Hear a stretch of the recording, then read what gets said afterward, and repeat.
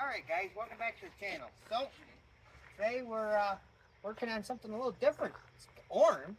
It's not AC orange. It's our mini Doosan excavator. It's a Doosan 35Z. It's a DX35Z. Okay, there we go. It's 35 series excavator, which is what, almost 9 ton or something? 9,000 pounds. 9,000 pounds, 3.5 metric ton or something. Whatever, about a 9,000 pound machine. Just got 200 hours on it. So we did our second oil change, made sure to re-grease everything really well. Check hydraulic oil, check tracks, the whole 9 yards, just like what the book said. And I just thought that while we're doing it, after we're all done, we should do a quick walk around on 200-hour review of this Doosan excavator. We bought it at the end of April? End of February. End of February. Okay. So it's almost 6 months old. Almost 6 months and 200 hours. We got it from, it was a Bobcat dealer, but they also sold Doosan equipment. And they didn't sell, I don't think they sold too many of these mini Doosan excavators. Do you think? No, I don't think so. They had big equipment, but not the little ones. So, and as you can tell up in the front there, it's got a Bobcat exchange quick coupler. So it runs the same buckets as a Bobcat machine. Plus it's got, we're pretty sure this is a Bobcat thumb. And as you can tell, like the pins a hair different and stuff like that just leads us to believe that it would have been a Bobcat pin. But nothing interferes with anything, so it all works just fine. Up here, the only thing we've had for problems is every now and then these quick couplers will come loose on both sides, and also you'll see hydraulic oil leaking. Right here. We bump the hoses and it ends up knocking this loose, And so it'll leak. And this, our hydraulic cylinder, every now and then. Yeah, the bottom of the cylinder, this right there, will come loose and that'll start leaking. But we got her pretty as tight as we could get it this time, and it doesn't have an issue if that doesn't start to thread out. But the thumbs get hammered so bad. And it's had 200 hours, but probably what, 150 of them have been grabbing stuff. Yeah, that's So, I mean, what we use it for, is pick up with the thumb. We did some tree digging, or stump digging, and that kind of stuff, but most of it's grabbing. I missed this grease fitting. One of the most important ones. Yeah, I thought you got that. I got the rest of them. I mean, there's only 40 of them right here. I know. This machine, I would have had the Doosan hydraulic chain, bucket change system. So these lines go into in the cab, there's just a little thumb toggle switch that you can, so you could have taken the bucket off from just inside, but our dealer didn't have any Doosan buckets or anything to go with it, so that's why they put the Bobcat stuff on it. And that works just fine. It's really Yeah, there's nothing to go wrong with it. You just have to pound the pin out. And like this, our ditching bucket that we use and gets hammered more, the pin's going in and out of it easier just because it's wearing in better. Yeah, everything's getting broke in finally. The grapple is the hardest. the hardest one, because that one just grabs stuff and it doesn't ever actually get wore like a bucket. I had to do 200 hours of nothing anywhere else really. Nothing at all. One thing we really have noticed with it is when you're grabbing stuff and digging, you want to make sure that you sink the blade in just a hair to stabilize yourself if you're going to be doing a lot, just because it's not a heavy machine like a lot of them are. But we drilled a hole in the blade and just put a ball in it so we can move our dump trailer around, but we got to cut that out and put an actual square receiver and beef it up eventually, weld it in right. But it hasn't bent any more than that, so we've sort of left it. It's not really going to hurt anything, because everything that's bent right there is going to get cut out when we weld a square receiver in there anyway. So what else we got? Get back here. The oil filter is right here, and it was kind of this hose was crimped in right about in this area, and we went down around, and it was pain to get that oil filter down in there. So we ended up cutting that zip tie and just putting it over right here just so we could get our hands down in there. Because you think that filter's right there, no problem, but until you go to do it, then it's not that easy. But it's not bad. In here, the battery's down under there. Yeah, when we go to change the battery someday, that looks like that'll be fun. But I think they're all the same way when it comes to that type of stuff, too. So, this top cover comes off to put hydraulic oil in it. yeah, you have to take 5 bolts out to take this whole cover off to put oil in the cap up there, which is different. But you shouldn't have to add to hydraulic oil very often when it's new, but 30 years from now, we'll see how that goes. This is your air conditioning, your fans up there, a separate unit. And then we got inside the cab. But obviously we just went through and cleaned it, so it's all looks like brand new again. This is that toggle switch. You can see my hand. Yeah. Right there. That's that toggle switch for them 2 front hydraulic lines, which we don't use, but it's got an LED display to basically all it shows is fuel gauge, temperature, and hydraulic oil temperature. Yeah, engine temperature and hydraulic temperature. You have to punch your code in to unlock the screen, and then you can go in and do more stuff, which is hydraulic oil flow for the thumb and different stuff like that. Or you could run like a jackhammer, you can adjust that flow. One thing we do need to point out is underneath this floorboard, there's a square, I think there's 4 bolts in that? 6, I think. 6, okay. That is where you go from John Deere to cat control. Yeah. Our salesmen, you know how they are. They know everything, but really don't know nothing. He couldn't even switch it over to, we've always run backhoes, so we got to have it in dummy mode. We're not excavator guys. So we can run it with like that, but it was in excavator or cat controls, and we couldn't do crap with it, so we had to figure it out. And finally, you see this here, but it really doesn't tell you where it is on the machine.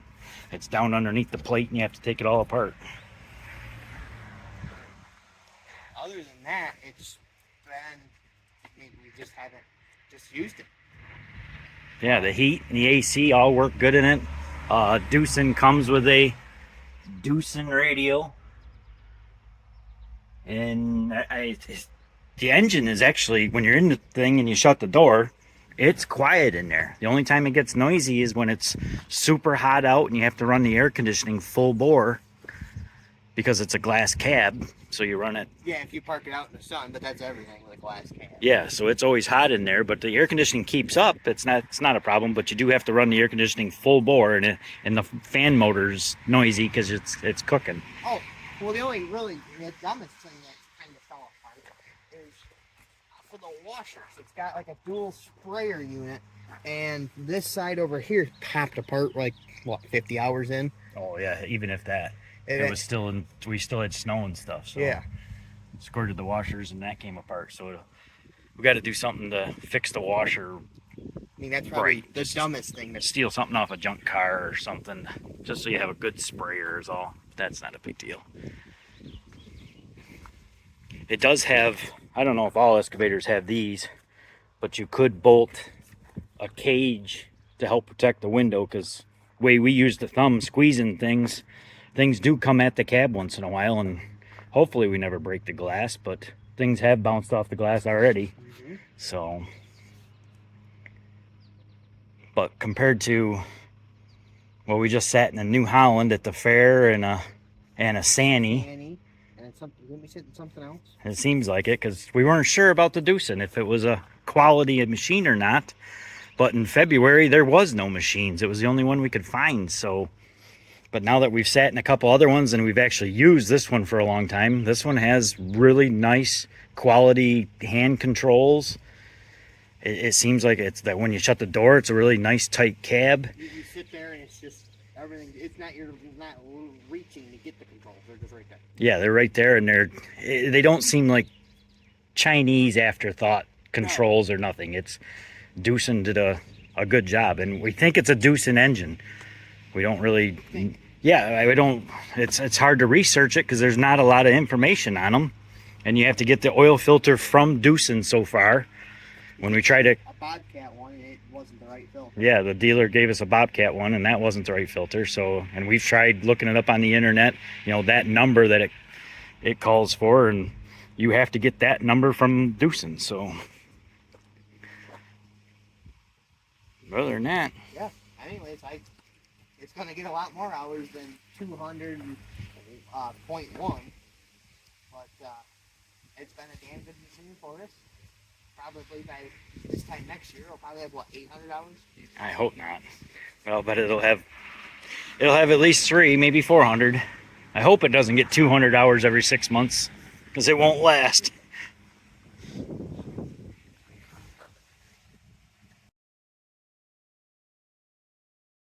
All right, so we want to just do a little bit of an inside the cab review of how noisy it is, you know, how noisy it is with the air conditioner on, the whole 9 yards there. So why don't I'm gonna fire it up. So from outside, you know, it's not that bad. Then heat it, well, that's what do you expect? So here, let me grab there. I'm gonna shut the door. It's got auto throttle, so as soon as you stop moving, see, I moved her, and it waits, I don't know, 3, 4, or 5 seconds, then it comes right back instantly down. So I'm gonna flip the air conditioner on, because that makes some noise, and then just gonna run her one-handed here. See, she's loud, but it isn't obnoxious. It's really honestly for what it is, especially when you get the radio going. It's honestly pretty quiet, and for my opinion. And then you can see the gauge cluster there. Fuel, engine temperature, and hydraulic oil temperature. And then this is the only kind of odd thing, is every time you want to use the thumb, see how it says dig? You have to hit this work button twice. That gives you thumb. Okay. This if you do it just once, it puts you in that setting, which that would be for jackhammer. And we don't have one, don't plan on using it like that. So every time you get in it, you pretty much got to hit the work button twice. You can get used to that. That's what we've had to do for 200 hours, you know what I mean? So, and some of these, but I'm just going to go through some of these. That is your headlight. No. That should be your headlight. What is it? What's that one? Oh, that's your interior to light up this gate. That's right. That lights up. I don't know if you'll be able to see that, but that lights up your cluster here. That's your headlight. That would be your wiper. That's your washer, and that's not going to hit one of them right now. And that's your auto throttle. See, when I hit that off, she goes up to wide open. Back here, it's got, you know, normal 12 volt, and then USB. You know, you really need them in a new excavator, don't you? But obviously I have a phone cord sitting there, so I must. The seat, I'm just gonna explain this for a second. It's got down here, you can adjust your up and down, and it's got lumbar right back there, and then there's also, I don't know if you'll be able to see that, you can feel it with your finger, it's got a heated seat. So when you're getting in it, when it's first cold in the morning, you can flip the heated seat on, and it comes warm within, I don't know, 2 minutes, 3 minutes or so. So, other than that, it's really been a really nice machine. The radio being back here behind you, I think that's how they all are. But it is kind of a little difficult. Sometimes you have to reach it like this. Sometimes you got to reach up and so you can look at it. And, you know, it is what it is. Open windows. the whole 9 yards there. You can flip both of these, put the windshield up on your head up here, but sometimes I found it, because I don't run it like that very often, but because when you put it up, it makes it so you hit your head as you get out, and I get in and out of it just enough that I don't want to hit my head all the time, so I just leave that down. But I do run it with the door open quite a bit, and that just pins in right around there, you know, the normal lever to release it, but I do run it like that. So other than that, I hope that was a good in the cab review of how noisy it is, which it's not noisy, it's actually pretty quiet.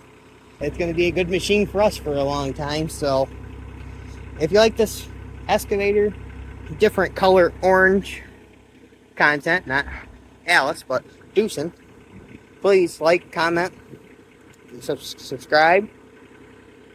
It'd really give me a little help out. But